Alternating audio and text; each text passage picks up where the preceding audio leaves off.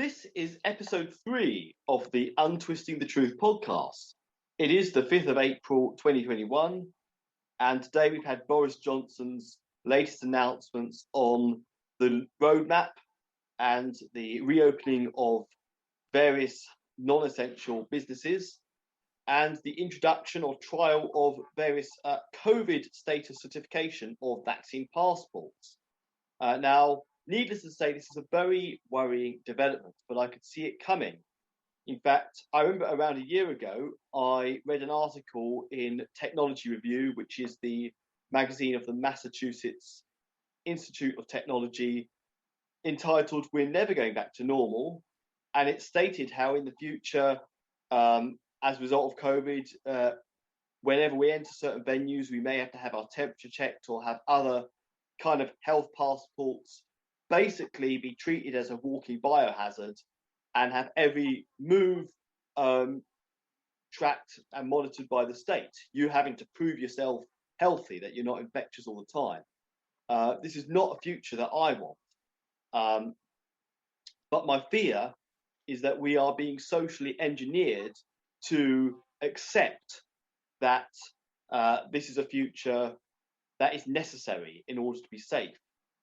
We're being socially engineered to give our manufactured consent to this kind of life, and that's what I want to talk about in this podcast. Organic versus manufactured consent. Now, let me explain what I'm going to call organic consent. Let's imagine that you walk into a classroom of 5-year-olds and you ask for a show of hands. What do you want for dinner? Fish fingers or beef burgers? What do you want for pudding? Jelly or ice cream? Or perhaps, what do you want to eat in general? Do you want chocolates or vegetables? I think with the last one, I think we can all know when most of the hands would say what the vote would be. I think they'd want chocolate. But the point is, regardless of what they say, you know that you are getting their raw opinion, because 5-year-olds, you know what they think. Little children, especially when it comes to food, you know what they like, you know what they don't like. There is no one influencing them to try and pretend to like something that they don't like. You are getting the raw truth. It is pure organic opinion, pure organic consent. And this is what politics ought to be like. And it's a big, big problem in our political system, and has been for a very long time, the issue of manufactured consent, and especially now with COVID. But before I go on to COVID, I want to give you a few other examples. When I was about 14, I remember watching this documentary. I think it was on BBC Two, and it was about national service during the wartime. And when I was watching this documentary, and after I was watching it, I was angry, fuming mad, when I was seeing these young men, just a little bit older than me at the time, being taken away from their homes, forced into army barracks, having a sergeant major shouting at them, ordering about, picking on them for the most minor faults. And then, of course, after that, being taken onto the battlefield, sent to the battlefield and put into a dangerous situation and potentially being forced to lose their lives. I was utterly appalled when I saw the way that young men were treated not so long ago. And what also got to me was the fact that people looked at this as nostalgia. And many people would say, we should bring it back, bring back national service. It will sort out all the jobs, it will sort out all the antisocial behaviour. And it really makes me angry, because whether or not it is and national service is successful at dealing with the jobs, it isn't necessary for society to function. You are imposing rules and restrictions on people's liberty, which are not necessary for the society to function. And yet, and the thing about this is, no one was telling me to be angry. No one else had expressed my feelings about national service in the way that I'd felt. It was pure organic anger. Now, you might argue that perhaps this particular documentary gave a distorted version of national service. It was just showing the worst of it. Maybe. But even so, the whole principle of it was one I cannot consent to. And so therefore, my view was purely organic. I wasn't being told to be angry. It was despite the fact there were certain people who would say we should bring it back, that it's a good idea, that I said, no, this is appalling, this is a disgrace. And I'd say that all those young men who are old men now, they should be compensated for being treated like that by the government. Seriously. But by contrast, I remember at around about the same sort of time being in an English lesson, and we were doing various presentations about something we had an opinion on. And I can't remember what I spoke about. But retrospectively, what I can see now is some of the opinions that were being expressed by some of the students were not purely organic opinions. They weren't coming, like my national service example, from my own sheer anger at seeing how people were treated, what was actually happening, and having an opinion based on that. A lot of what was coming out was as a result of groupthink. Issues, generalized issues such as sexism or racism were raised. And this wasn't because people, either girls, had personally felt that they'd been discriminated against, or black people, I think there might have only been one or two in the whole school, but that they personally experienced it.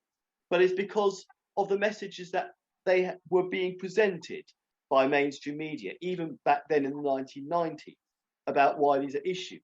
So their views were being influenced by what was seen, what were presented as the issues that we need to fight against by the media. But it wasn't organic opinion, it was manufactured. I don't want to say that, I've got to be a bit, I don't want to be dogmatic about that, because obviously I don't know what's going through people's minds, I don't know what experiences people are having, but I'm just talking in general terms here, that I can see that a lot of the opinions were manufactured rather than organic.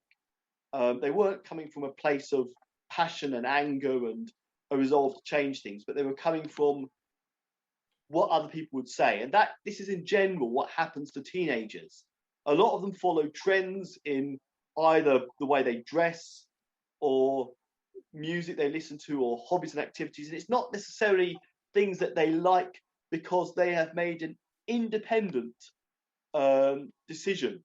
It just naturally, the idea naturally clicks with them. They get into certain trends because their mates get into it and they get caught up in the group thing. And they're saying things, they're doing things to impress their peer group. So organic opinion, organic consent gets distorted during adolescence. And it's a lot worse now than it was in the 1990s when I was a teenager. I think particularly about the whole climate change issue and how back in 2019, we had Greta Thunberg and all these teenagers and even younger school children going on these climate strikes. I think a lot of them just wanted a day off school. But the ones who were talking about saving the planet and wanting a Green New Deal and all that sort of thing, and going on that strike in Bristol, when Greta Thunberg visited Bristol back in February 2020, this was 100% manufactured opinion and manufactured consent and a manufactured fear of climate change. Because if it hadn't been for those kids being told and taught about a so-called climate catastrophe in their schools, and if it hadn't been the messages that are being put out by the media and celebrities about a climate emergency, none of them would be concerned about the climate, because none of us are actually experiencing a change in the climate, especially not teenagers who've only got 10 years or so worth of memory. None of us are going out each day and thinking, my goodness, the weather's changing dramatically and we're starting to, it's starting to get uncomfortable here.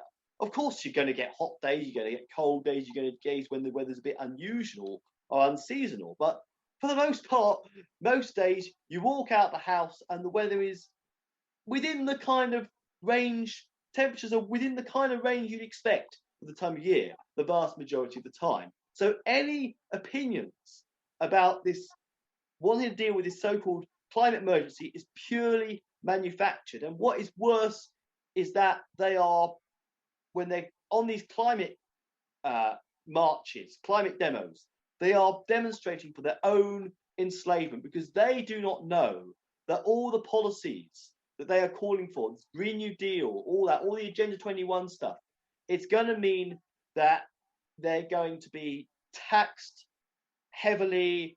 They're going to lose their freedoms. They're not going to be able to fly. They're not going to be able to live even, because it's now net zero carbon. And how can we go net zero when we're all on this earth breathing out carbon dioxide?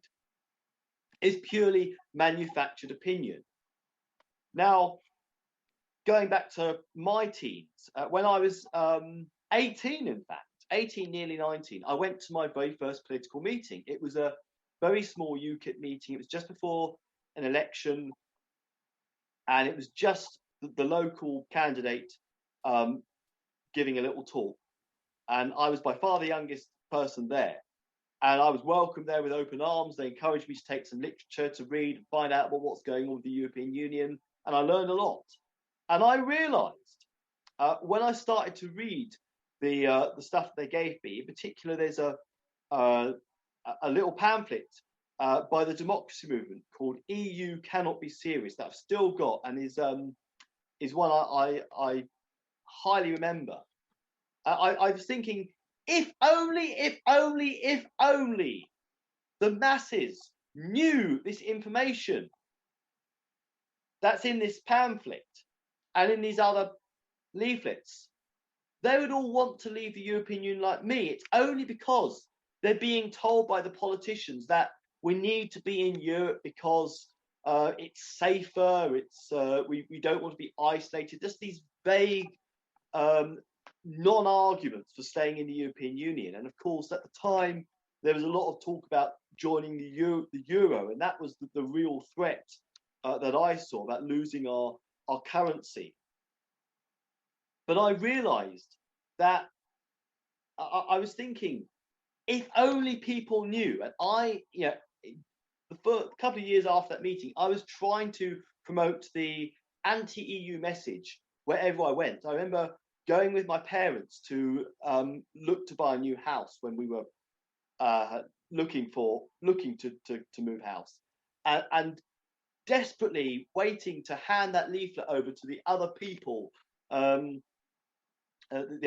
were selling the house, the UKIP leaflet, and get the information out there. I remember going into shops giving leaflets, and I was probably annoying people because Mum and Dad didn't particularly like the fact that I was pushing UKIP so much, but I wanted to get that message out. I wanted people to be exposed to the information that I had been exposed to, because I believed that enough people were exposed to information, then public opinion would change, that parties like UKIP would start getting more votes, and we'd have a chance that we could leave the European Union. I also remember in that EU Cannot Be Serious pamphlet by the democracy movement, which may still be available online, may well be somewhere, it stated that British people need to take a stand, because the reason why our politicians are pushing for more EU integration is because they want their future cushy careers in Brussels. I realised suddenly that the politicians are telling us things. They're telling us that we should have more EU integration, or a really pivotal moment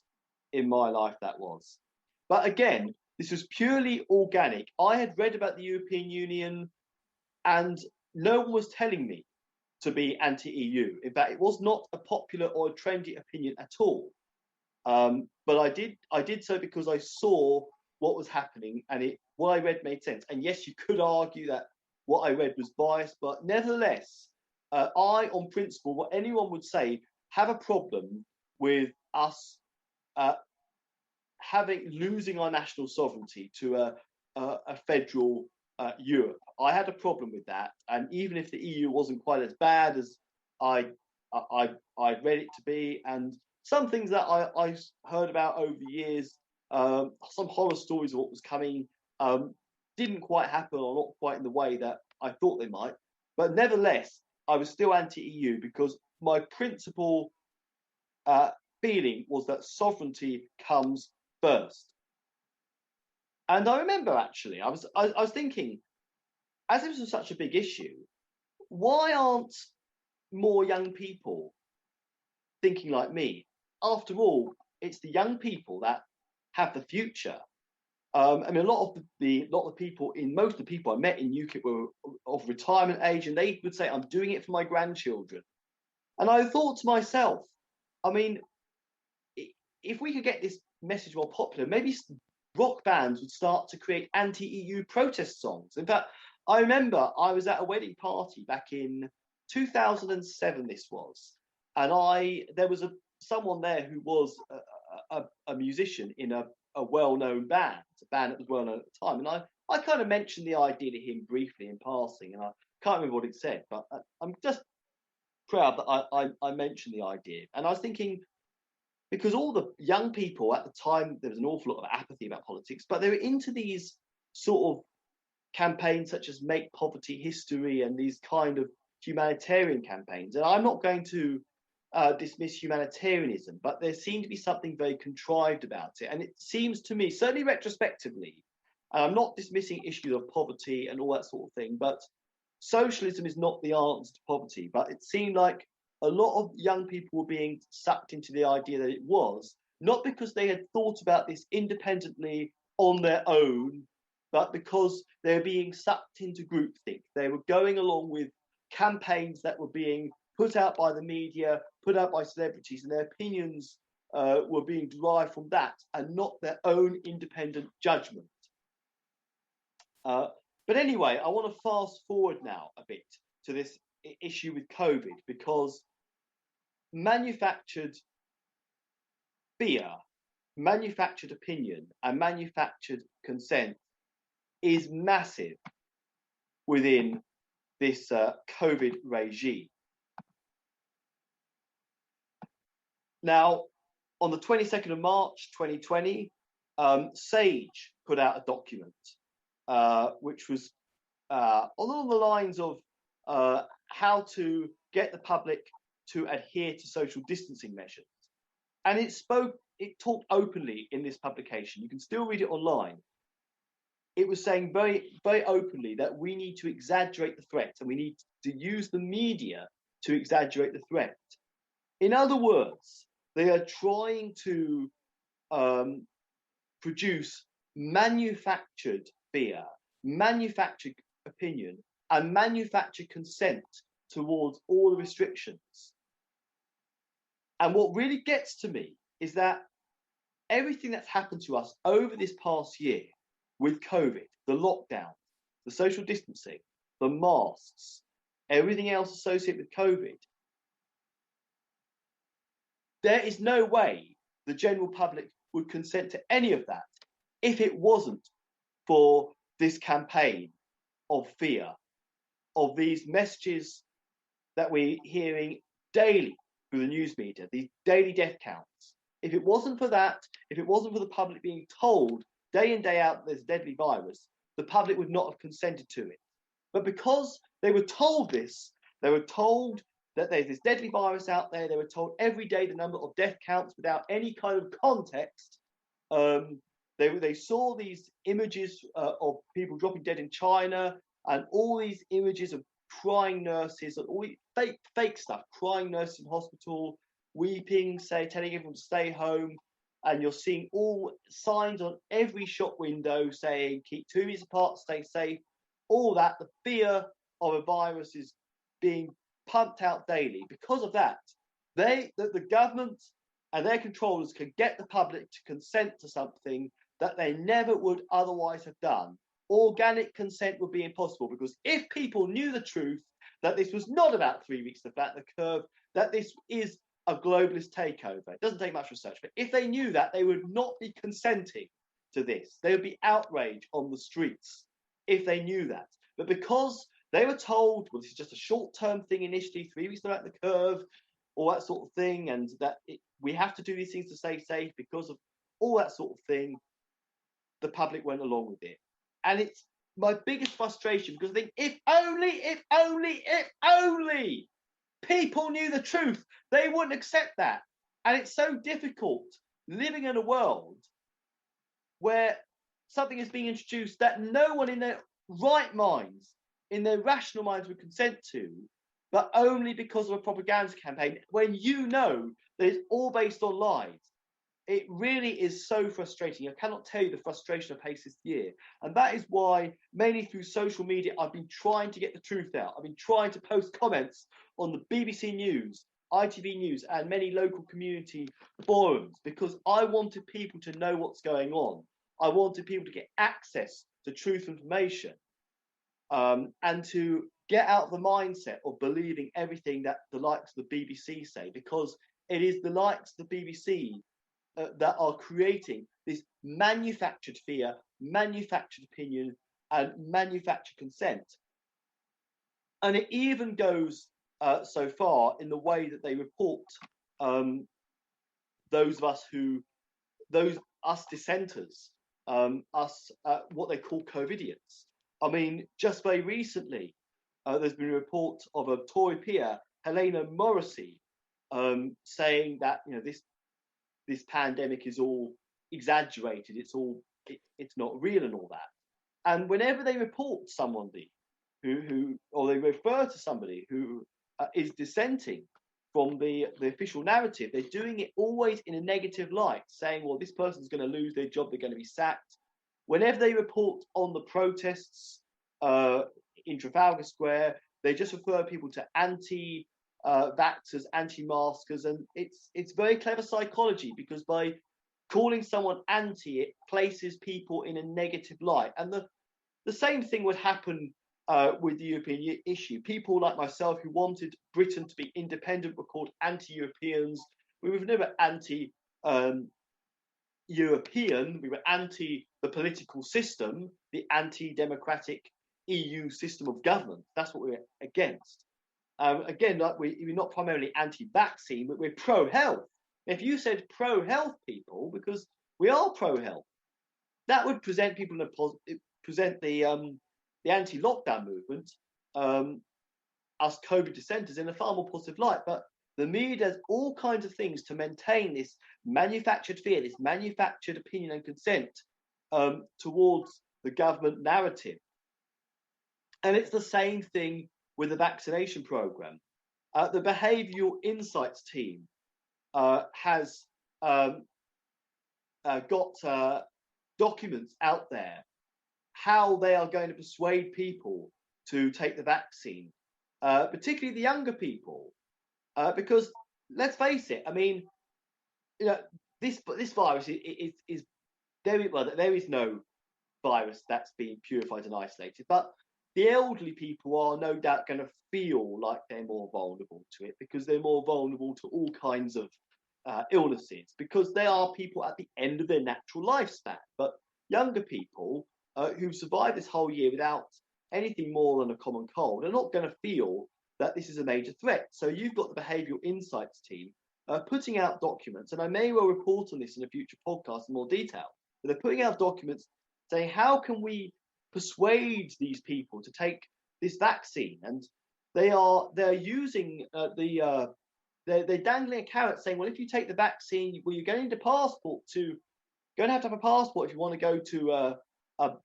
live sporting events or nightclubs and all that sort of thing. So they're manufacturing consent towards this experimental medical procedure, because quite honestly, without this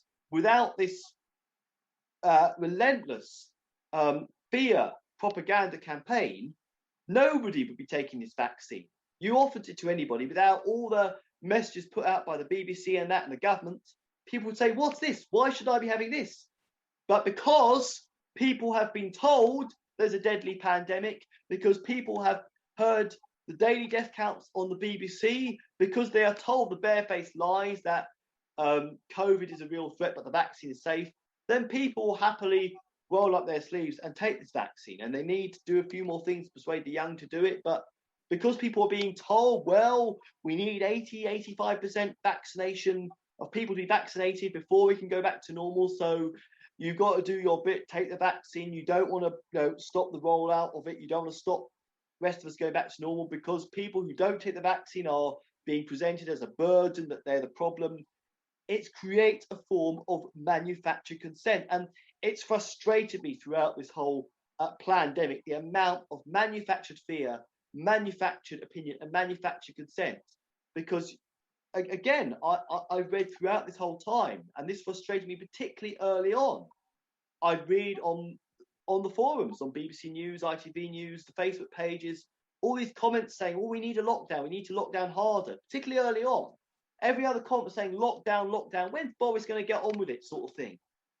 And the thing is, thinking, well, these people are only thinking this way because of what they're being told. This is purely manufactured.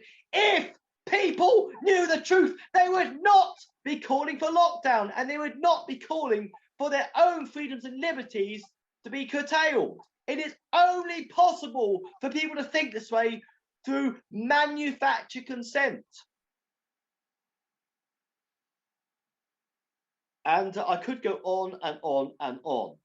And again, another issue relating to this is what I'm going to call manufactured diversion. Because we do need an inquiry badly. We need more than inquiry. We need all the people who've been complicit in this scandemic to be brought to justice for their fraud, their treason, their genocidal plans, and their crimes against humanity. The medical malpractice, the domestic terrorism, this all needs to be taken to a court of law, and everything needs to be exposed by a jury. And there are many lawsuits that are underway. And I just hope one or more of these lawsuits will be successful and actually succeed in throwing out this whole COVID regime and exposing this as the scandal of all scandals. But nevertheless, you get these manufactured diversions, such as this one called the People's COVID Inquiry, which is a campaign run by the Keep Our NHS Public group, which is a left-wing group. And they're basically saying, well, the investigation we need is we need to make sure, why did so many people die? Did the doctors get enough PPE in time, all that sort of thing? Did Boris Johnson do enough? And it's a fake inquiry, because there have not been excess deaths. We hear this figure, 126,000 died of COVID in the year. No, they didn't. These are elderly people who would have died anyway of regular illnesses. They merely were recorded as a COVID death because they either test positive or they had symptoms. And that's as per the Office of National Statistics guidance on recording deaths in the emergency period. There's been no excess deaths. Age standardized mortality rates are lower this year than just about any year prior to the year 2000 or the early 2000s. But you get that fake campaign. You get all these other fake campaigns about doctors not getting the right PPE in time, the NHS workers' pay rise issue. You get other stuff about saying, well, we need to have vaccines in all the poorer countries, even more sinister. And of course, this whole kill the bill thing, very, very interesting, because I totally agree that this police and crime legislation is absolutely appalling, and we must defend the right to protest and the right to free speech. But there is something very sinister about this. There's definitely a lot of social engineering going with these kill the bill protests. I mean, the fact that they're being reported in the media, and the fact that everyone's wearing masks there, there's just some, it's being used for nefarious reasons, and there's something very fake about that campaign. But I'm not going to go into detail there. But the whole point is, but another thing about Kill the Bill is it's focusing on the symptoms and not the cause. I mean, why are these lefties who are now so angry about losing the right to protest? Where were they when anti-lockdown protesters were getting arrested and getting attacked and abused by the police? Where were they? And at best, some of these groups are dealing with the symptoms of what is going on, but not the cause. And that is what the media does, how they manufacture consent, that they look at some of the symptoms of a bigger problem, such as COVID, such as the EU, for instance, but they will never deal with the cause. The cause is politically incorrect. So they get people distracted on the symptoms, manufactured diversions. So I could go on and on and on about this, but I want to wrap this up now. So what is the solution to this issue of manufactured opinion and consent versus organic opinion and consent? Well, in my view, whenever you've got a problem, the first thing you need to do is be upfront and identify it. I remember seeing that talk radio, listening to that talk radio interview a few weeks ago, and that phrase manufacture consent hit me. I was thinking, yes, that is what it is. One might argue, oh, this is what most of the public seem to want, a harder lockdown. Yes, but they wouldn't do if they knew the truth. It's purely manufactured. And I knew in essence what was going on, but I realised when you get the phrase, when someone else gives you a phrase, yeah, that's the way to describe it, and this is the problem, manufactured consent. We've got to recognise that is the problem. That is what we're dealing with, and be distinguish in our own minds the difference between organic opinion and consent, which I've described earlier, and manufactured opinion and consent. And I think clear critical thinking is vitally important at the moment.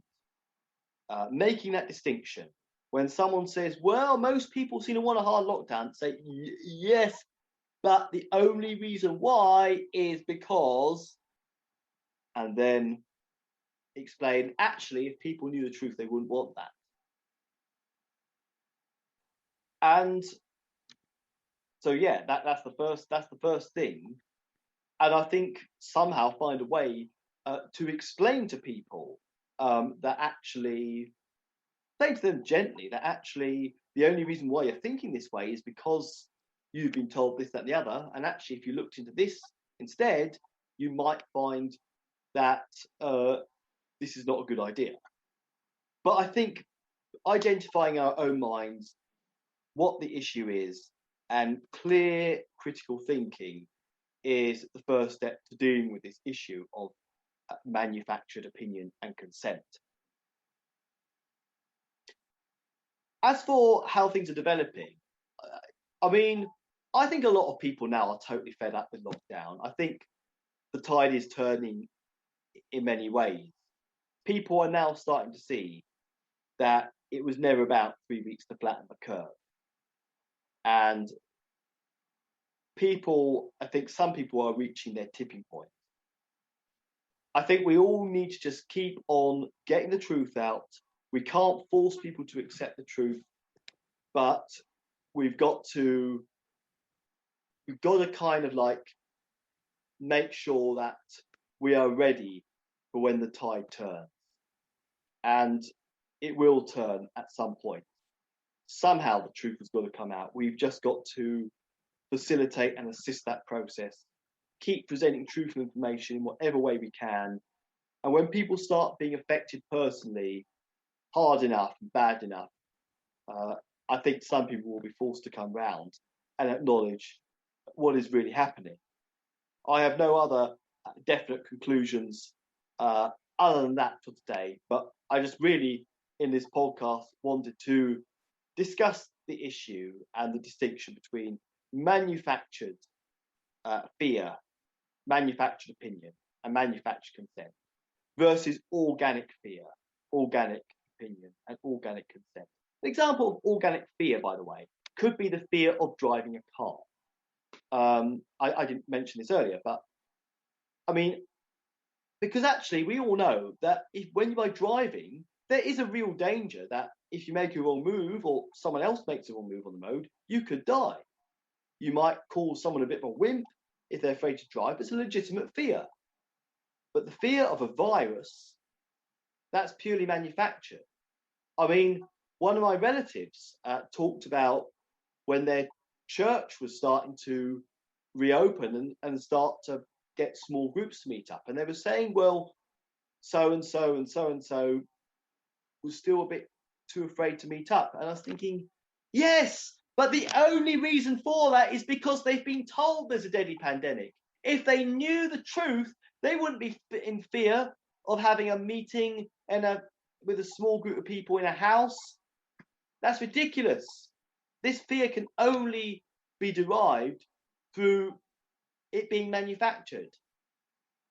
Organic fear is something where we can instinctively see there is a danger of something, like driving a car, although it's perfectly safe if you do it sensibly, like lighting matches, although again, if you do it sensibly, it's the safe thing to do, but there are potential risks involved. But a fear of virus, a fear of someone coming close to you without a mask is purely manufactured. But anyway, I've gone off on a tangent now there. I think I've said everything I want to say in this podcast, but we need to recognize what's happening and we need to apply clear and critical thinking to all of this.